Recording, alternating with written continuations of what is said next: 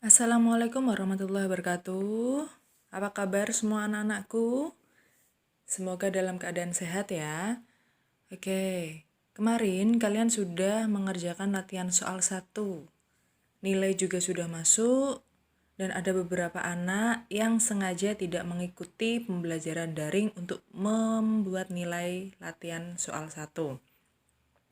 Oke, di sini Mem Dita akan membahas apa yang sudah kalian kerjakan kemarin. Seperti soal berikut.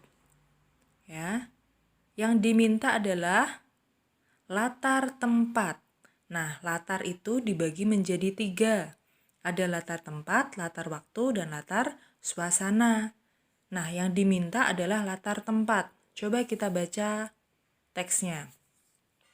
Suasana ruangan itu tampak sunyi. Ruangan yang luas untuk rapat warga desa ini masih tampak sepi. Padahal di hari itu, Pak Lurah mengumpulkan warganya untuk membahas serangan hama yang kian menggila. Nah, dari situ kita sudah tahu latar tempatnya itu ada di balai desa. Selanjutnya, soal nomor 2. Yang diminta adalah sebutkan 2 nomor yang membuktikan Rengga seorang yang rajin.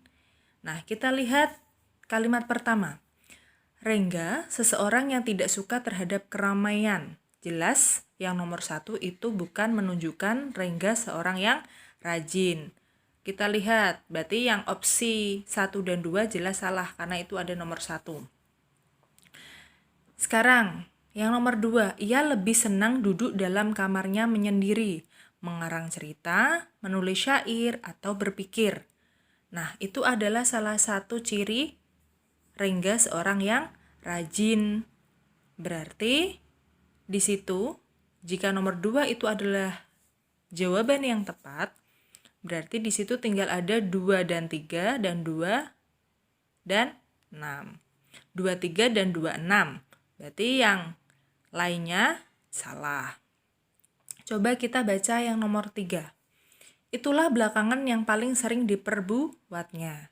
Apakah itu menunjukkan Rengga seorang yang rajin? Tidak ya. Berarti jawabannya adalah 2 dan 6. Coba kita lihat nomor 6. Tetapi pikirannya produktif dan makin banyak kertas yang ditulisnya. Jelas jawabannya 2 dan 6. Sekarang soal yang ketiga. Yang diminta adalah struktur dalam penggalan cerpen di atas merupakan bagian. Nah, coba kita baca ya. Kondisi fisik Hasan makin memburuk. Pikirannya pun tidak menentu. Namun, ia sampai pada kesimpulan bahwa Anwarlah orang yang telah memisahkan dengan orang tuanya, serta menjerumuskannya ke jalan yang sesat. Maka, Hasan pun bertekad untuk memburu Anwar. Ia tidak memperhatikan sirene peringatan dari tentara Jepang berbunyi. Maka ia pun ditembak. Sebelum menghembuskan napas terakhir, Hasan sempat mengucapkan Allahu Akbar, lalu tak bergerak lagi. Nah, di situ penggalan cerpen di atas itu merupakan bagian apa? Resolusikah, klimakskah, komplikasikah, abstrakskah, atau orientasi? Jelas kalau abstrak dan orientasi tidak ya. Karena di situ ada Hasan sempat mengucapkan Allahu Akbar lalu tak bergerak lagi. Apakah itu sebuah klimaks, puncak masalah? Tentu bukan. Apakah komplikasi, permasalahan awal? Jelas bukan. Yang betul adalah resolusi, yaitu akhir cerita. Selanjutnya soal nomor 4. Perhatikan penggalan lirik lagu berikut. Yang diminta adalah majas yang sesuai dengan penggalan lirik lagu di atas.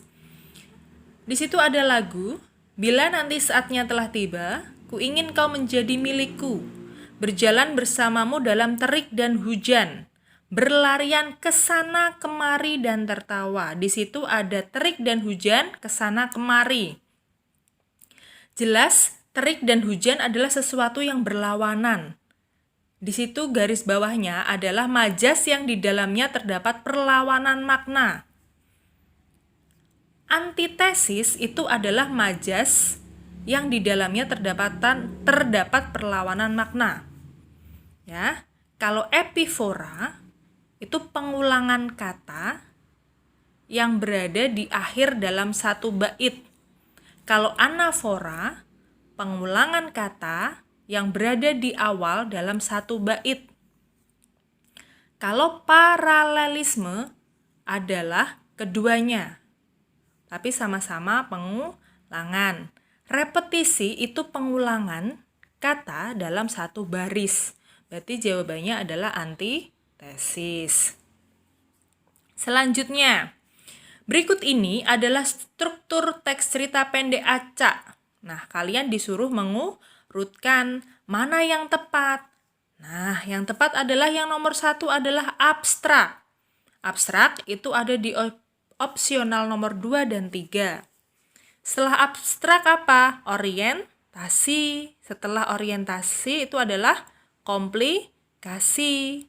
Baru klimaks. Baru evaluasi, resolusi, dan koda. Berarti jawabannya adalah opsi ketiga. Soal selanjutnya. Penggalan teks cerpen berikut. Nah, kali ini aku akan ke Dukuh Turi lagi, ke rumah Sri. Tetapi untuk menghadiri pesta perkawinan Ngadiman dan Sumarni, bukan untuk Sri. Aku sengaja berjalan kaki untuk menikmati pemandangan yang sudah 50 tahun tidak kulihat. Sudah banyak yang berubah. Struktur dalam penggalan teks cerpen di atas merupakan bagian. Nah, di situ dilihat ada pemaparan awal tokoh dan latarnya. Berarti kalau pemaparan tokoh dan latar berarti adalah orientasi. Nanti silakan catatan kalian, PowerPoint saya dibuka lagi dibaca. Selanjutnya, yang diminta adalah latar waktu. Nah, mana yang menunjukkan latar waktu? Coba kita lihat. Allahu Akbar, Allahu Akbar. Berarti yang nomor 1 salah. Suara azan telah merenggut mimpiku saat ku terlelap di rumah berdinding anyaman bambu ini. Berarti latar waktunya adalah subuh. Berarti nomor 2 itu betul. Selanjutnya, yang diminta adalah latar waktu lagi. Latar waktu. Coba kita lihat kalimat yang pertama. Betapa gembiranya Ardi, jelas itu tidak ada latar waktunya.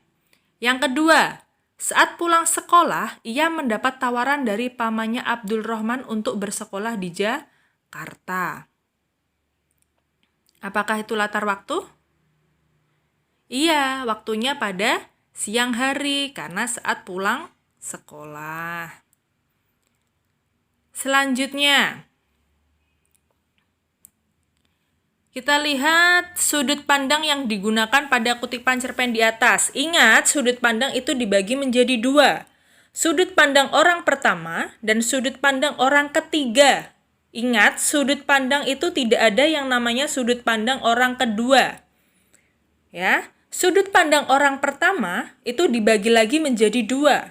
Sudut pandang orang pertama sebagai pelaku utama dan sudut pandang orang pertama sebagai pelaku sampingan dengan menggunakan kata ganti aku atau saya atau nama orang.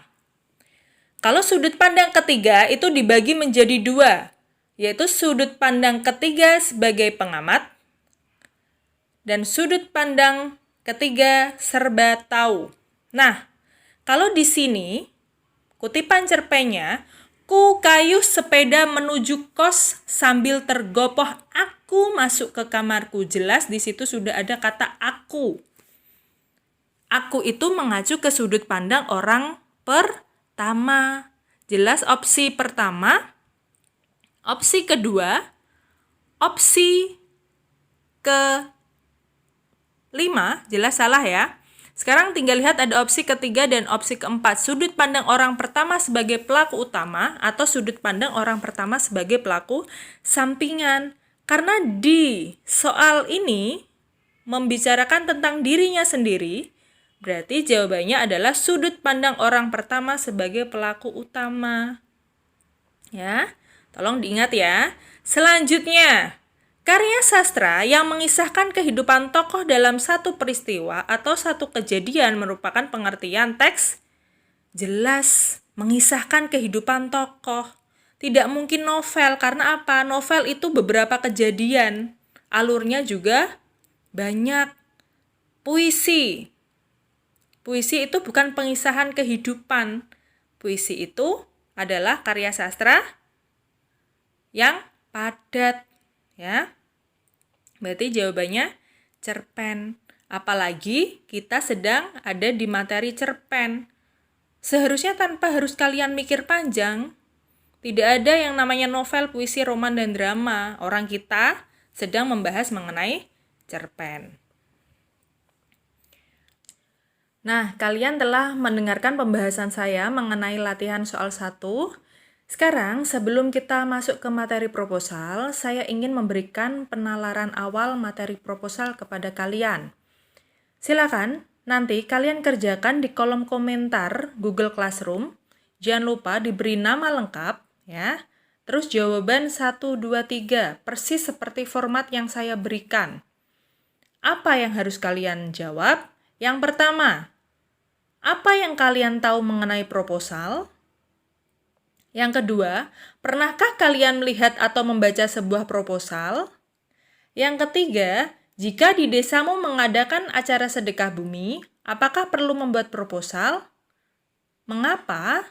Nah, silakan yang nomor 3 itu diberikan alasannya ya. Ingat, dikerjakan di kolom komentar Google Classroom selama proses pembelajaran berlangsung. Berikan nama lengkap, jawabannya nomor 1, 2, dan 3.